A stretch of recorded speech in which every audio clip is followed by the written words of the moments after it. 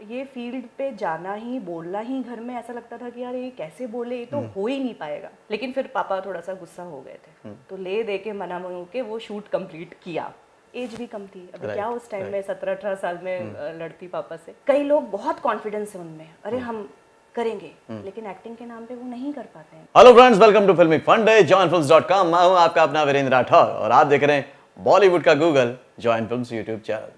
आपको दुनिया के किसी भी प्रोफेशन में अगर बार बार शुरुआत करनी पड़ जाए या कभी रुकना पड़ जाए, थमना पड़ जाए, तो जब सेकंड इनिंग शुरू करते हैं, थर्ड इनिंग शुरू करते हैं तो बड़ी दिक्कत आती है, परेशानी आती है, बहुत सारे कारण बताने पड़ते हैं कि क्यों रुक गए थे। लेकिन अगर आप आर्टिस्ट हैं, क्रिएटिव फॉर्म में हैं, परफॉर्मिंग आर्ट में हैं, तो ये सब चीजें मायने ही नहीं रखती।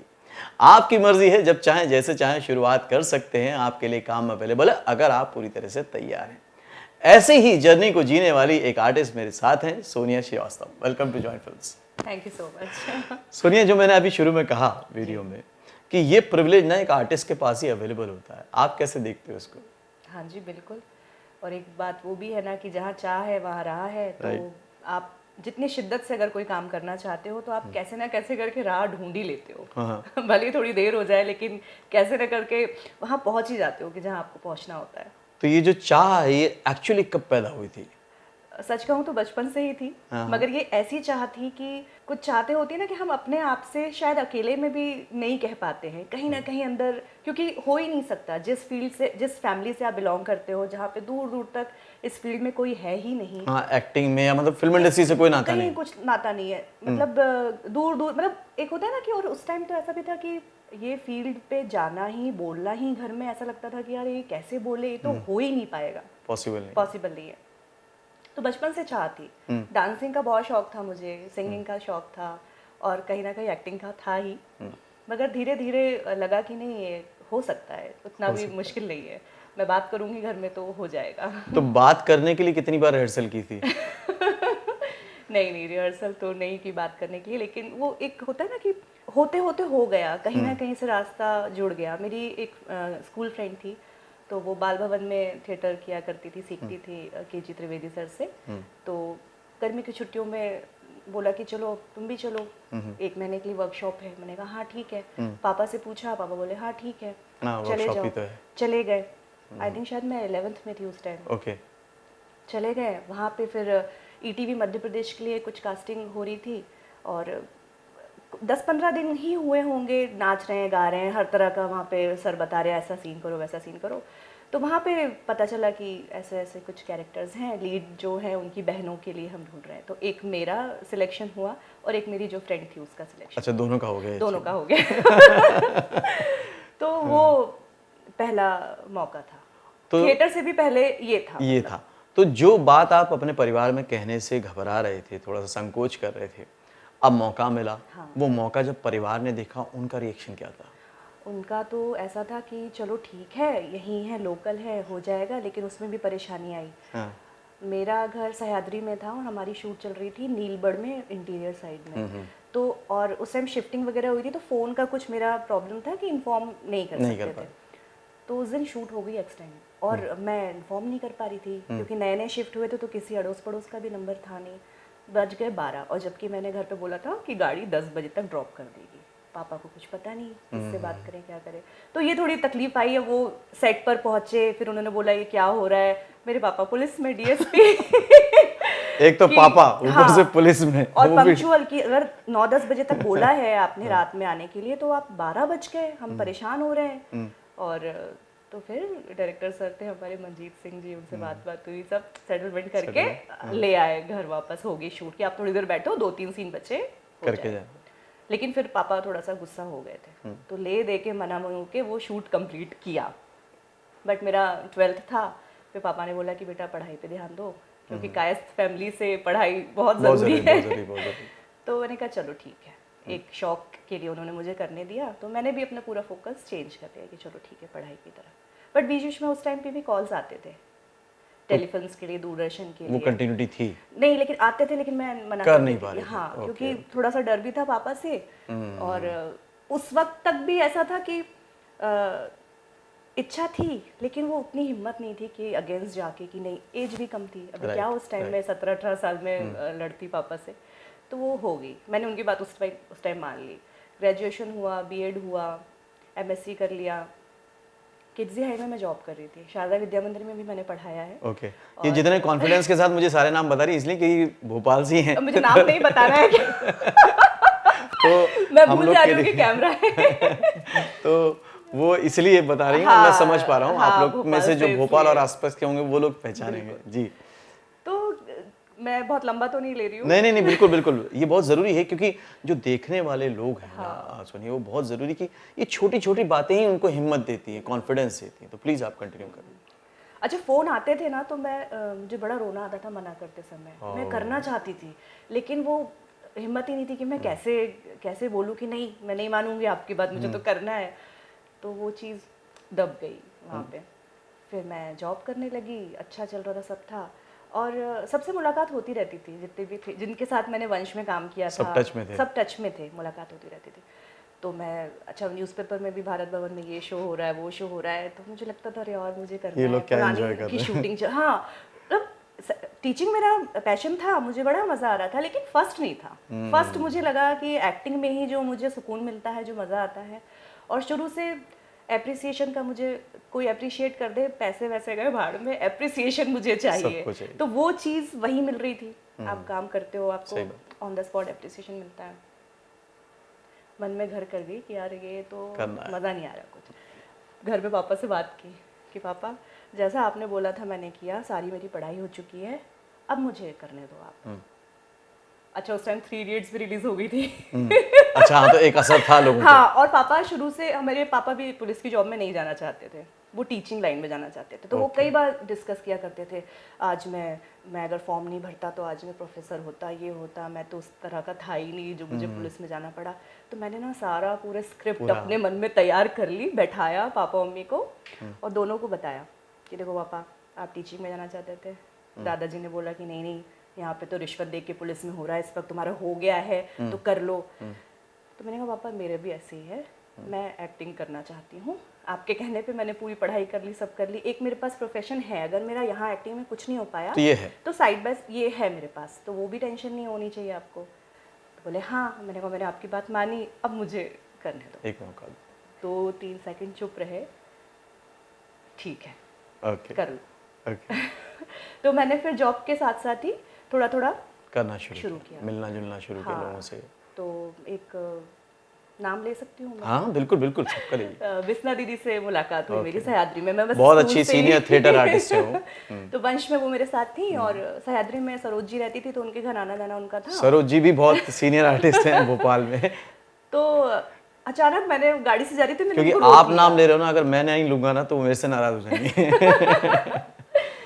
तो अचानक मैंने उनको रोक लिया और मैंने बोला, मैंने कहा विस्ना दी मैं वापस शुरू करना चाहती हूँ। बोले हाँ बेटा बहुत अच्छी बात है। मैं कहा आपको कुछ भी पता चले, क्योंकि मैं टच में नहीं हूँ अब ज़्यादा लोगों से, तो कुछ भी आपको रहे तो आप मुझे बताना, चाहे थिएटर हो चाहे कुछ फिल्म्स हो, जो भी। बोले हाँ ठीक है, नंबर दे दे। नंबर दे दिया।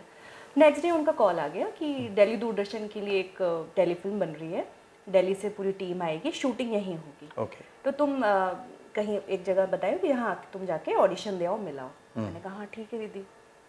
मैं चली गई वहाँ पे, ऑडिशन हो गया, सिलेक्शन भी हो गया।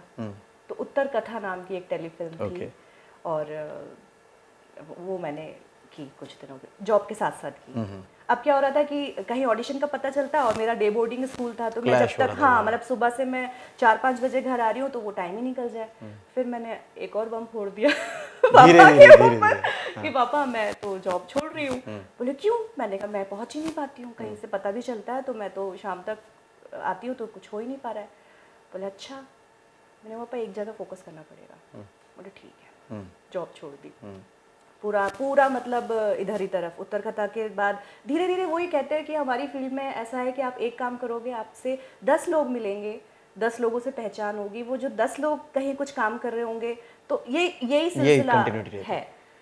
तो धीरे धीरे वहाँ उत्तर कथा में जिनसे पहचान हुई थी वो बालेन सर के साथ काम कर रही थी। उन्होंने मिलवाया, वो सम्राट अशोक प्ले शुरू करने वाले थे, उनसे मिली जाके। और कलिंग की राजकुमारी का कैरेक्टर था जो कि भिक्षुणी में कन्वर्ट हो चुकी थी, उन्होंने अपना सब त्याग दिया था। बहुत स्ट्रॉन्ग कैरेक्टर। मुझे लगा पता नहीं मैं कर पाऊंगी कि नहीं पूरा हिस्टोरिकल, लेकिन बालन सर के साथ सीखा किया तो वो मेरा पहला शो था, सम्राट शो। ग्रेट।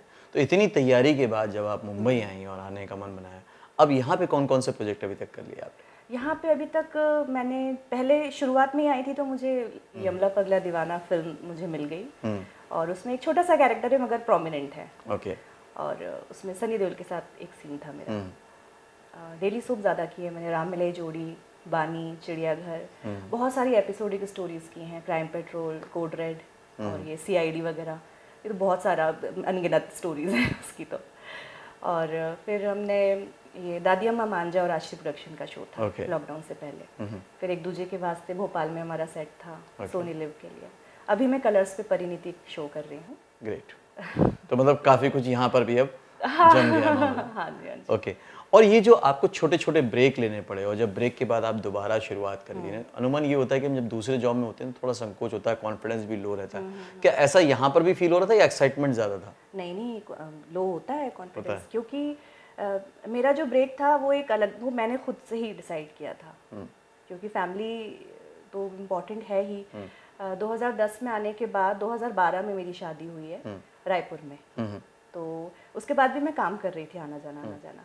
बट एक होता है ना कि हम मतलब 3 से 4 साल बाद लगा कि यार एज भी थोड़ी ज़्यादा बढ़ती जा रही है, फैमिली हम प्लान नहीं करेंगे तो आगे मुश्किलें आएंगी। और रिलेशन में कई सारे लोग थे जो इन सब चीज़ों से जूझ रहे थे, तो मैंने कहा यार मैं तो ये नहीं चाहती हूँ, भले अभी पीक टाइम है मेरा, मैं काम कर रही हूँ, अच्छा काम कर रही हूँ, लेकिन बैलेंस करना। हाँ, क्योंकि ये चीज़ छूट गई तो फिर बहुत पछताऊंगी। और मेरी कोशिश ऐसी रहती है कि भले ही मैं लेट डिसीजन लेती हूँ, लेकिन ऐसा लेती हूँ कि मैं बिल्कुल सेटिस्फाइड रहूँ कि हाँ ये मैंने जो किया है वो सही किया है। जल्दी मैं डिसीजन नहीं लेती, तो पछताना नहीं चाहती हूँ मैं, क्योंकि तो मैंने डिसाइड किया कि अभी फैमिली हमको शुरू करनी चाहिए, तो 2015 में मैं फिर वापस। ओके। तो जब फैमिली को भी आप इस प्रोफेशन के साथ मतलब इजीली मैनेज कर पा रहे हो, जैसा आपने सीखा है टैकल करना, ओके, अब आप काम कर रहे हैं, अब आप वहाँ काम कर रहे हैं जिसके बारे में बताने से आप घर में डर रहे थे, तो अब जो पापा का रिएक्शन होता है वो कैसा होता है? अरे यार सही डिसीजन था एकदम। बहुत खुश हैं, इवन मेरे साथ ही हैं पापा मम्मी, क्योंकि मेरी डॉटर 6 साल की है, तो उनको मैंने बोला, भोपाल से वो पूरा शिफ्टिंग करा दी मैंने यहाँ पे, मतलब कितने 30 सालों से वो लोग भोपाल में हैं, और आपको भी मालूम है कि जिसको भोपाल मतलब कोई रीजन से वो छोड़ पाता है, हम छोड़ पाए क्योंकि हमारा काम था, उनके लिए छोड़ना तो मुश्किल था, मेरे लिए आ गए वो लोग।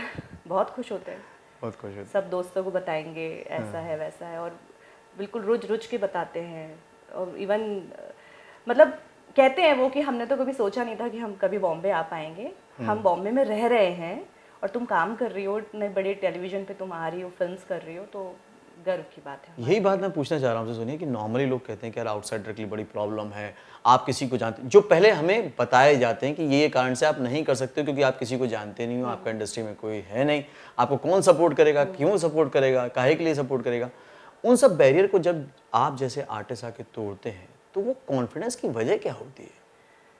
काबिलियत। मैं सच बताऊं कि मैं बॉम्बे आने का डिसीजन मैंने काफ़ी थोड़ा रुक के लिया, मुझे खुद पता चलना चाहिए कि मैं ठीक ठाक काम कर रही हूँ कि नहीं। ओके, सेल्फ एनालाइज किया आपने। ये सेल्फ एनालाइजेशन तो बहुत ज़रूरी है, क्योंकि आज आप देखोगे कि कई लोग बहुत कॉन्फिडेंस है उनमें, अरे हम करेंगे, लेकिन एक्टिंग के नाम पे वो नहीं कर पाते हैं कुछ। तो जो आधी आबादी है, कॉन्फिडेंस बहुत है, लेकिन जिस तरह से करना चाहिए वो नहीं आता, वो स्किल नहीं है, वो स्किल नहीं है, तो वो तो छटी जाती है, पहले ही छट जाएगी। आप दे लो 100 ऑडिशन 200 ऑडिशन, मैं भी एड्स के बहुत ऑडिशन देती हूँ, लेकिन बहुत रेयर होता है, क्योंकि उसका एक अलग होती है कास्टिंग, टेलीविजन और उसके अलग है, एड्स का बिल्कुल अलग हो जाता है, तो लगता है कि यार वो एड्स नहीं है शायद मेरे लिए। तो वो ये है कि जब मैंने थिएटर शुरू किया, तारीफ मिली कि हाँ ये लड़की है, अच्छा कर रही है, मतलब ऐसा नहीं हुआ कि यार क्या इसको ले लिया, है ना, तो थोड़ा सा कॉन्फिडेंस आया, तारीफ हुई, जो और किससे तारीफ हुई, जो सालों से इस फील्ड में है। राइट। नीति श्रीवास्तव जी हैं, उनके साथ मैंने झलकारी बाई किया था प्ले, और झांसी की रानी मैं प्ले कर रही थी, बहुत मुश्किल कैरेक्टर, दोनों हाथ से तलवारबाजी करना, तो उस शो के बाद मुझे थोड़ा सा कॉन्फिडेंस आया कि यार मैं कर सकती हूँ।